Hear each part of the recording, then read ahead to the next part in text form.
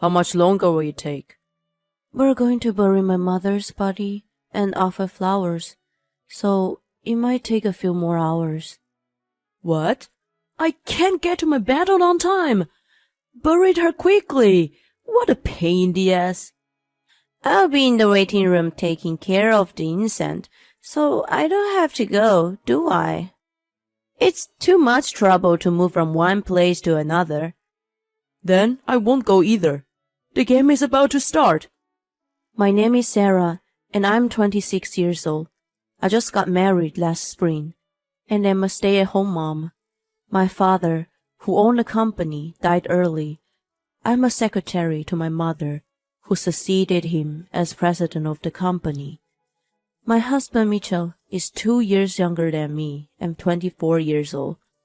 He's a motorcycle delivery service provider by trade. We met in our company's office building. I was in the elevator when the door was about to close, and Mitchell came running in it. It was his first day on the job, so he said, I can't figure out which way to go. He was running around the building, sweating, because he couldn't find the department he needed. It was a bike delivery that had to be completed in time. I led the health-conscious Mitchell by the hand to his destination. After that, I often saw Mitchell, who seemed to have been assigned to this area. One day, on the way home from work, I stopped by a ramen shop with my colleagues and heard a familiar voice from behind me. So, you go to this kind of store, I turned around to see a friendly-looking Mitchell sitting at the counter eating his ramen with his phone in hand. I said hello and said of course I would come. Saying this, I took a seat with my colleagues and placed our order. I'll take you to a good ramen restaurant next time, he said to me as I was leaving. After that, he would wait for me in front of the office when I was leaving. We began to eat ramen together again and again. At first, it was just casual conversation, but as we got to know each other better, we began to talk about all sorts of things, including our ages and our personal lives. Perhaps it was because we both grew up in a single-parent households. We became even more intimate with each other, and before we knew it, we were married. It was on our way home from a ramen noodle shop as usual. See you tomorrow.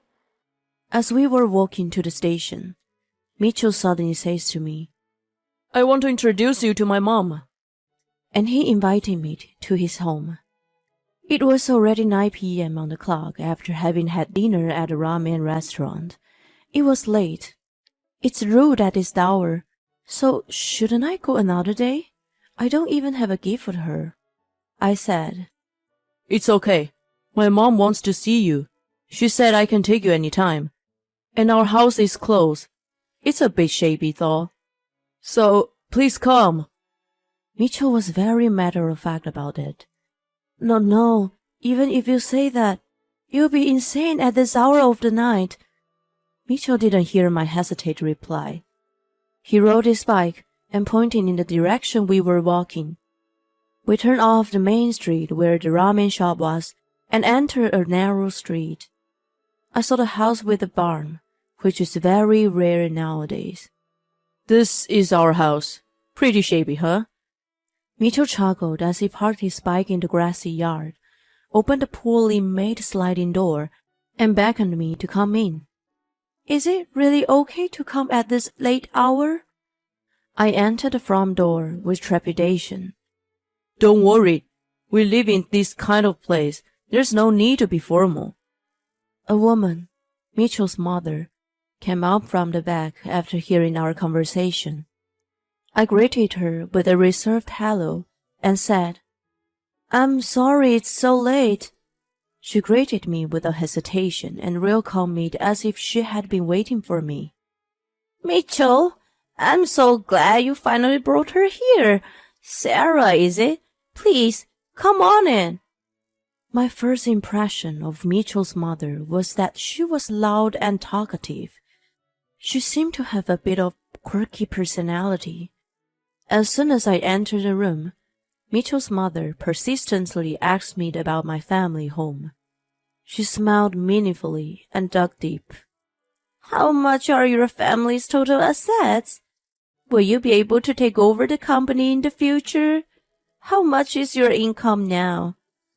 I was getting tired of being asked so many questions about money. I looked at Mitchell to see if he can help me. He was absorbed in a game with his phone in his hand. He didn't seem to be listening to our conversation at all. I was afraid that she would keep on asking me questions until the world was over. I'm sorry, I have to work early tomorrow. And I left the conversation. If I were to marry Mitchell, would I be able to call her my mother? I was a little worried. His mother, who seemed to be oblivious to my worries, even come to my mother's house to say hello, even though Mitchell had not yet formally proposed to me. She was trying to get me to be a part of her family, and she was making moves for us to get married. Mitchell's mother's momentum led to our marriage. I was prepared to live with my in-laws with the way my mother-in-law was acting. Surprisingly, we were not forced to live together. We started our new life in a newly built rental apartment. Well, I guess we couldn't even bring in our new furniture in that old house. My mother was also concerned about me moving in with my mother-in-law after the marriage. She was relieved that we got off to an uneventful start. It was when my marital leave ended, and I was returned to work tomorrow. While I was on leave, my mother was working without a substitute secretary. I taught her to be careful when driving, but accidents happen even when we are careful. A phone call from the police reminded me of this. The feeling of coldness all over my body and the voices that sounded like echoes. I took Mitchell, who was playing the smartphone game by my side. We went to the place where the police told us to go. My mother, who was lying in a dark room at the destination, could not answer me anymore. Unable to accept what was in front of me, I was stood there in a daze. I could neither cry nor scream. Beside her, Mitchell was absorbed in the game without changing a single expression on his face. I could resentfully hear the sound of the game, echoing in the silence. Time passed at a hectic pace. The wake was over without any real sense of sadness. The day of the funeral arrived. The funeral for my mother, who was the president of the company, was to be held in the form of a company funeral. The employees willingly divided up the work that needed to be done. They took care of the details and the mourners. I think I got a glimpse of my mother's personality before her death. I should be the good mourner, and do my best to live up to my mother's memory. While I was immersed in such thoughts, I noticed that the reception area for mourners was strangely noisy. There shouldn't be any accident at the place where the ceremony was originally held in solemnity. When I turned around to see what was going on, I found an unbelievable scene. To my surprise, employees were helping out. My mother-in-law was in charge of the reception for the mourners. She was looking at the money in the envelope and writing the amount of money under her name. I didn't realize the mourning gift was less than the wedding gift.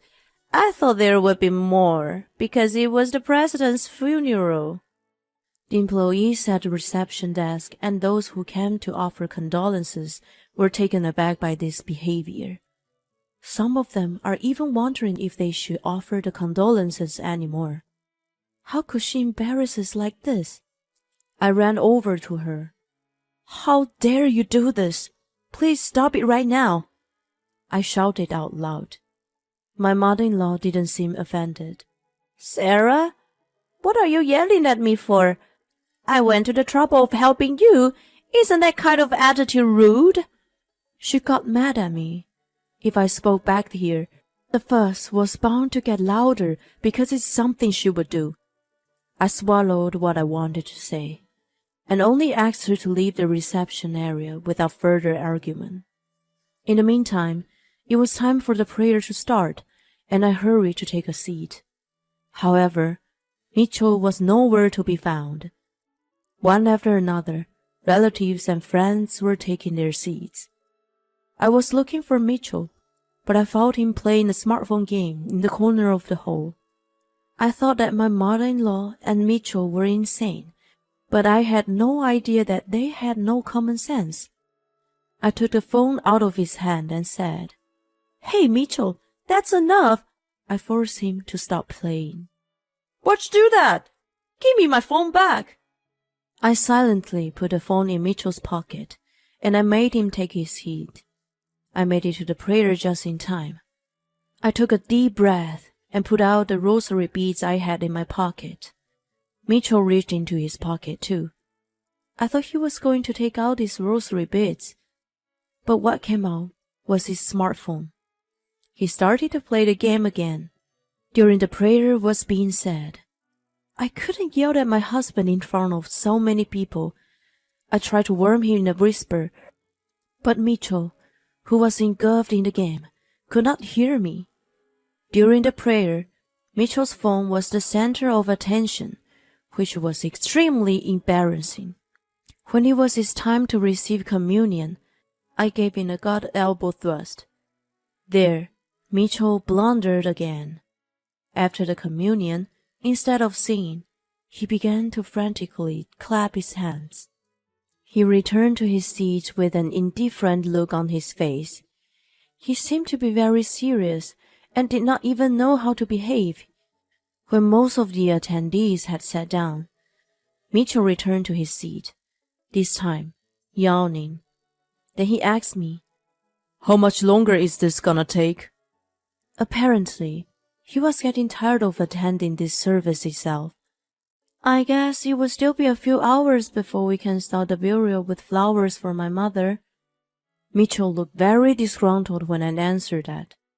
"I can't get to my bed on time. Bury her quickly. What a pain in the ass." He said something that sounded insane. Then even my mother-in-law came over. "I'll be in the waiting room taking care of the incense, so I don't have to go, do I? There will be food after the funeral, right? It's too much trouble to move from one place to another." It was a terrible thing to say. Even Mitchell took the bait and said, "Then I won't go either. The game is about to start." That's what he said. I didn't know they were this crazy. Isn't it awful against the deceased? Just a few days ago, they became my relatives by marriage. I was so mad that I almost blacked out. Even so, my mother-in-law said, "A funeral right after getting married would be the bad omen. It's going to cost a lot of money to pay for the funeral ceremony. Isn't it a nuisance?" She says this like it's obvious. Are you serious about that? The relatives around us looked at us with a doubtful expression on their faces. Then, the person in charge of the ceremony told us that the flowers had been put away, and it was time to have the burial. I was afraid that if I opened my mouth, I would start cursing the two of them. So I hurried and went to my mother's side. After the funeral, I didn't feel like going back to the new house with Mitchell. I went back to my parents' house because I had to sort out my mother's belongings for a while. The house was quiet after my mother left. When I thought that I would never see her again, I finally realized she had passed away. I put out my old photo albums and soaked in the memories of spending time with my mother. When I woke up the next day, I decided to organize what I could of mementos for my relatives and those who were close to my mother. It probably shouldn't have been done so quickly, but I couldn't stay away from doing something. I couldn't deal with the sudden loss of my mother, much less the fact that my spouse and mother-in-law didn't support me. The shock of my spouse and mother-in-law being such people was too much. I was looking at my mother's belongings one by one. Then the intercom rang. It was Mitchell and my mother-in-law on the monitor. I wondered if they had come to apologize. I opened the front door, and the two of them came into the room as if it was a matter of course. And my mother-in-law put on the beaming face. "I came to help. You're gathering her valuables, right?"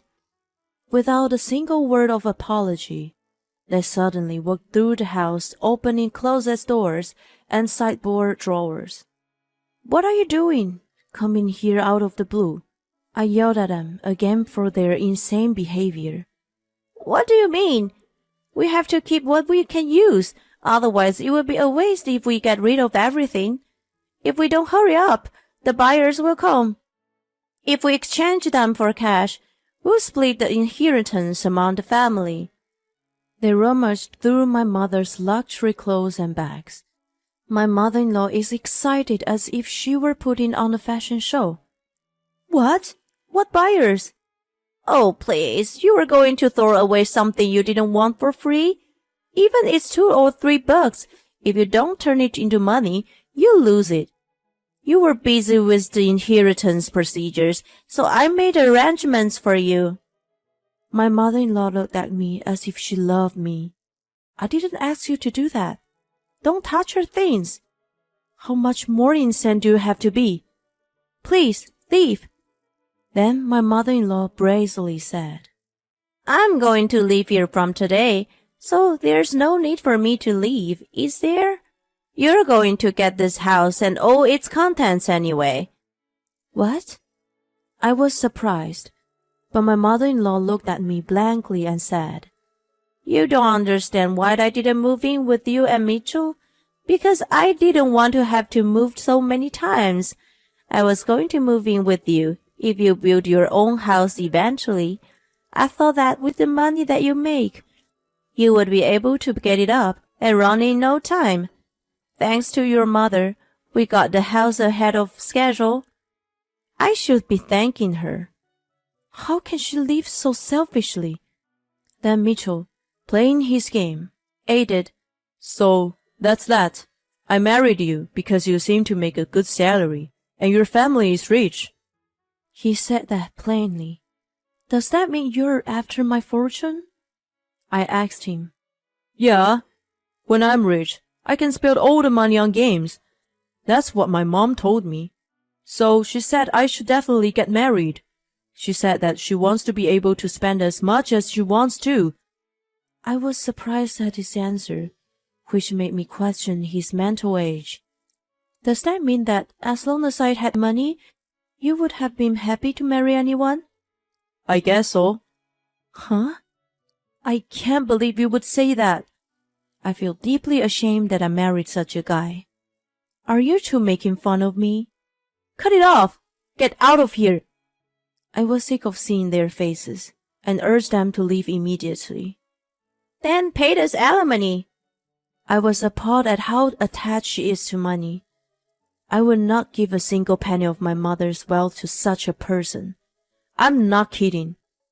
"I'll split the wedding funds 50-50, so I want it to be a super luxury hotel," is what my mother-in-law said, but she still hasn't paid her share for the wedding. My mother-in-law said that she wanted to have a full-course meal at a super luxury hotel. She insisted that the wedding be held at this hotel. When I pointed out to my mother-in-law, who doesn't even try to pay back her debts, but only thinks about receiving gifts, that it's not going to happen, she said, "Why would I pay back when the person to pay is gone now? If you insist on me paying it back, why don't you just set it off against the alimony? If we divide the property, there will still be enough to pay the alimony," she said. I decided to call the police for loitering. When the police arrived, instead of panicking, my mother-in-law told them she was just helping sort out the belongings. While they were arguing, the buyer arrived, and the police interviewed the buyers as well. After confirming that the client was the mother-in-law, the police questioned me, and I told them my mother-in-law sold the belongings without permission. They took my mother-in-law and Mitchell out of my family home. After that, the interview was over. After the interview, my mother-in-law and Mitchell returned to my house without hesitation. "I'll call the police again," I said over the intercom. "I'll never do anything selfish again," they said, and apologized and begged me to let them live here. My mother-in-law and Mitchell ended the lease at their old home, so they had no place to return to, and they even got rid of their clothes and furniture. They told me all they owned was the clothes on their backs. What kind of greedy and brazen mother and son are they? Of course, I had no intention of doing them any favors. The two of them were literally penniless. They had nowhere to go, so they stayed under the eaves of my house for a while. I wondered how long it had been since I saw them being questioned by the police officers patrolling the area. After that day, I never saw them again. I am now remarried to the kind, caring, sensible man who has taken over my mother's business and home. He sees me for who I am, not my background. He is very bright and very dependable in running his company. I have been through some terrible experiences, but I am determined to be as happy as I can be. Of course, I will do this with my husband, who is very kind to me. I hope that one day, when I see my mother again, I will be able to tell her that I have lived a very happy life.